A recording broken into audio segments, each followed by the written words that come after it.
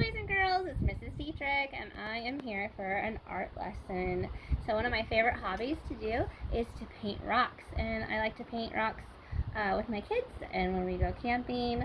It's just a fun thing to do, and we like to go and hide them. There's a couple different Facebook groups that are dedicated to hiding rocks, and just the big overall idea is just to spread joy and love to others. So when you go for walks with your family, you can see if you see any rocks that are painted. Sometimes we like to look for these rocks that have lines on them, but I'm going to show you how to do the painted rocks. So some of the things I use are spray paint if I'm doing a bunch of them. So Ian and Bailey, for their Teacher Appreciation Week, they're painting rocks for the teachers and hiding them. So I'm going to paint a lot of them. So I'm just going to use the spray paint to spray, and then the kids can write messages on them or hearts. Another thing I like to do if I'm going a little bit slower is I use this kind of paint, and it has to be a acrylic paint, and it says quick drying, easy cleanup. So this is the one I used. And you can get them at your local store. You can get them, or you can order them on Amazon. They're $1 or less. And then I got a bunch of these paintbrushes, all different sizes, and they gave me like 10 for $10. I think a couple dollars. I don't know. They weren't too expensive. So this is a fun hobby to do without having to do too much. And then another fun thing that you can do is these are acrylic paint markers, and you can get different kinds. Just make sure they're acrylic, and they're just like a marker. So what we're going to do first is just do the base paint of these rocks today. So thank you, assistant. Here you go, holding these. And all you want to do is, I kind of did it outside. I laid a cardboard paper down so I don't get anything, on the grass, because it is spray paint. And then you want to be kind of close when you do it. So what we're going to do is we're going to spray them, and then let them dry for a little while before we start writing our messages on. So I'm going to spray all of them and then come right back to you.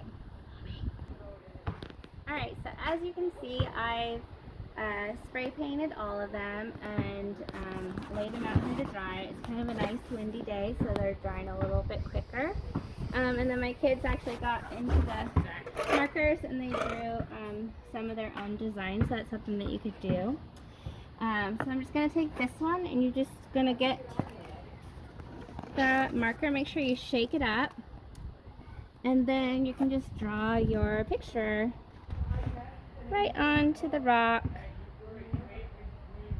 So I want to be spreading love and joy to everyone during this time, so I'm going to put some hearts on there, and hope whoever finds this rock, maybe they're having a bad day, and this is something that's going to cheer them up, and they can maybe take it home and put it somewhere and just think about how fun it is, or they might even start painting rocks too. So we just want to make it happy and kind for everybody, and so I encourage you to get some rocks and just start painting them. Try to get smoother ones, and just experiment with what you have. So once you have the picture, on there, and I kind of just went fast here.